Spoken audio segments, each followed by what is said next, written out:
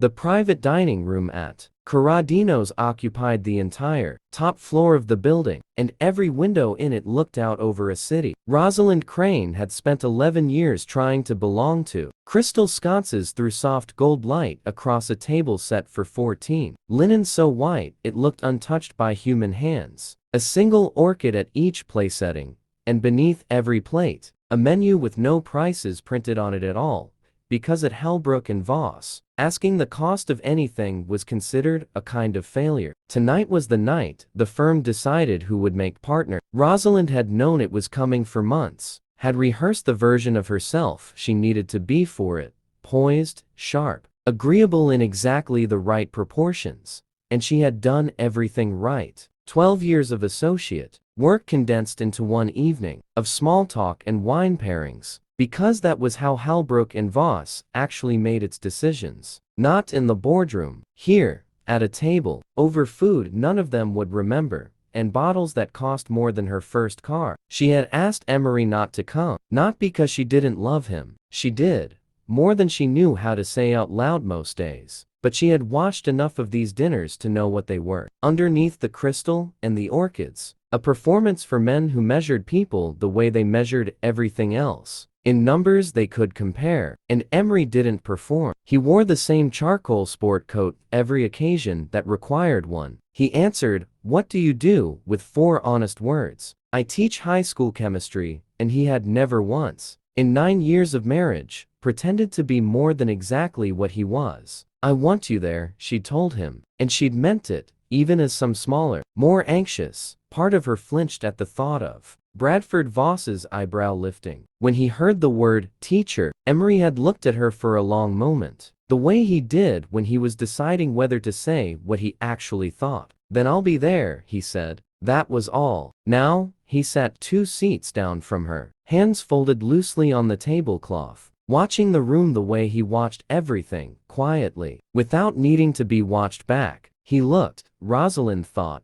entirely at ease. She envied that. She had not felt at ease in this building in over a decade. Bradford Voss sat at the head of the table, silver-haired, sun-weathered from an August spent somewhere with a boat, and when the wine list arrived, leather-bound, heavier than some law books, he took it from the sommelier's hands before anyone else could reach for it. "We'll start with the Bordeaux," he said, without opening it, and named a vintage that made 2 of the junior partners exchange a glance, and bring up something from the reserve list for the rest of the evening. "Tonight calls for it." There was a ripple of approving laughter around the table, the kind people performed more than felt. Rosalind smiled because it was expected, and watched Voss hand the leather folder down the table, letting each person make their own selection in turn. A small ritual of taste and standing that, everyone understood, was really about something else entirely. The folder moved from hand to hand. A partner named Whitfield chose a Napa Cabernet.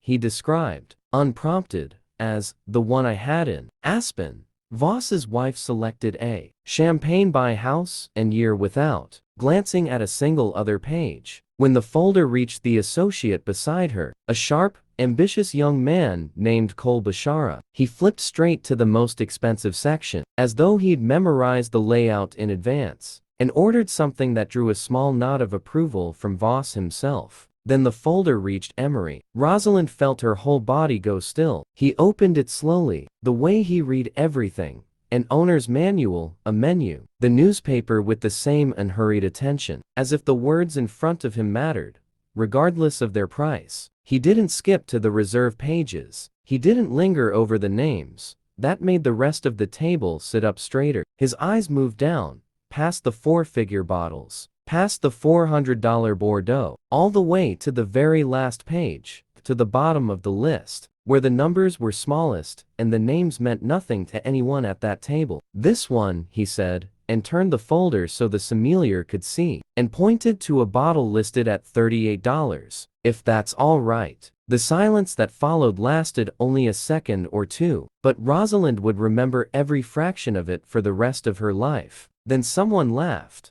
Not loudly, not cruelly on purpose, the kind of laugh that thinks itself gentle because it's quiet. And Whitfield's wife, A woman named Dana, who wore her husband's success like a second set of jewelry, leaned toward the person beside her and murmured, just loud enough to carry, "Well, at least someone's watching the household budget." A few more smiles. Voss's mouth twitched in something that wasn't quite amusement, and wasn't quite disapproval, which was somehow worse than either. Cole Bashara studied his water glass with sudden, focused interest. Rosalind's face went hot. She wanted to reach across the table and take the folder from her husband's hands. Wanted to say something, anything, to redirect the room's attention, before it could settle into a shape she'd have to carry with her into every partner meeting for the rest of her career. She thought of 11 years. She thought of every late night, every case she'd carried alone, every time she'd told herself that if she just worked hard enough, none of the unspoken rules would ever touch her. And beside her, Emory simply closed the wine list, set it down, and folded his hands again, entirely unbothered,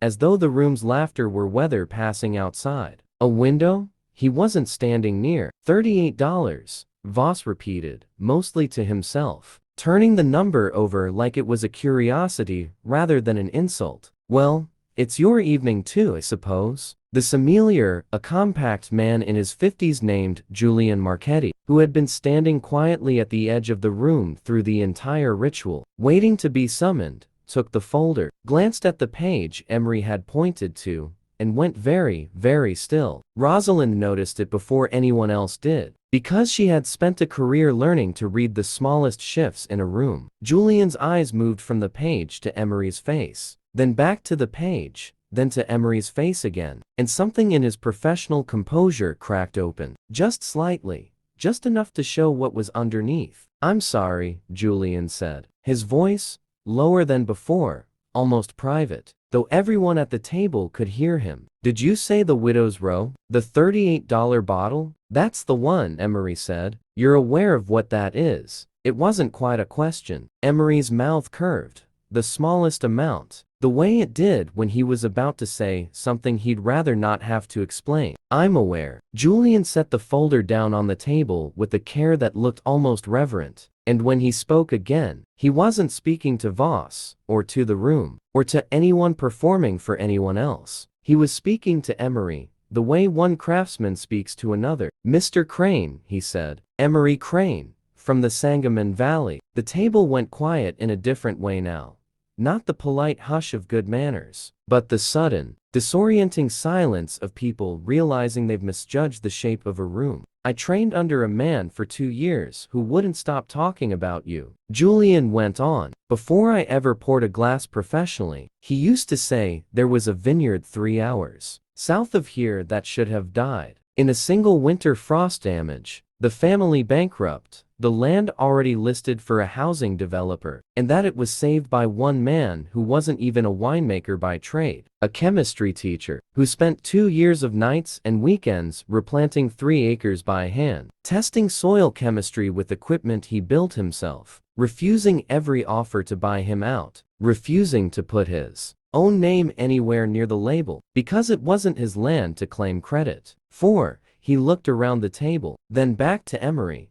"The Widow's Row exists because of you. There are maybe 400 cases of it in the world, and most sommeliers who know the story would tell you it's the finest $38 bottle in North America, because the man who saved it refused to let the family raise the price. Said the whole point was that it stayed something ordinary people could afford to drink." No one at the table said anything. Rosalind looked at her husband, really looked at him, the way she hadn't allowed herself to in years. Too tangled up in her own climb to notice the quiet ways he moved through the world, and saw, for the first time, the full shape of a man she'd loved without ever fully understanding. "You never told me," she said quietly, and it wasn't an accusation. It came out closer to wonder. Emory shrugged, a small, almost embarrassed motion. "It wasn't a story I was in. It was just something that needed doing."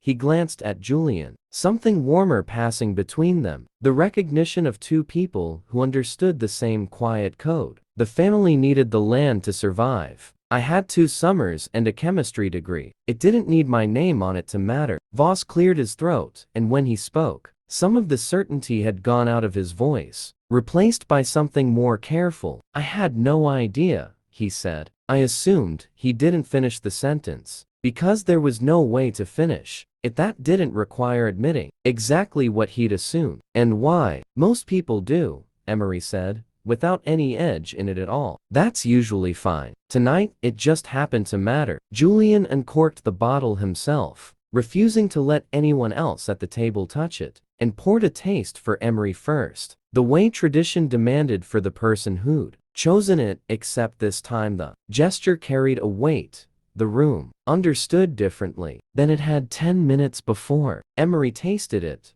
nodded once, and Julian filled the rest of the glasses around the table with a kind of care that bordered on ceremony, as though pouring a wine that had, in some sense, saved itself twice, once from a frost, and once from a room that had almost laughed it off the table. Dana, the woman who'd made the quiet joke about the household budget, took her glass without meeting anyone's eyes. Cole Bashara, the ambitious young associate, leaned toward Emory a few minutes later and asked, in a voice stripped of all its earlier polish, how someone even began to learn soil chemistry well enough to save a vineyard. And listen to the ants like it was the most important thing anyone had said all evening. Rosalind reached under the table and found her husband's hand, and he laced his fingers through hers the way he always did, without ceremony, without needing the moment to be bigger than it was. She made partner 3 weeks later. The firm cited her casework, her judgment, her 12 years of quiet excellence, all the things that had always been true, and had somehow only become visible once the room learned to see past the surface of things. But Rosalind knew a part of herself that didn't need the firm's approval to understand its own worth, that the real turning point hadn't been a legal brief or a closing argument. It had been a $38 bottle of wine, and a husband who had never once needed anyone else's table to know exactly who he was. Sometimes, she thought later, the people who seem to have the least to prove are the ones who've already proven everything that mattered, quietly, to themselves, long before anyone else was in the room to see it. And sometimes all it takes for the world to notice is one honest question, asked by someone who actually remembers the answer.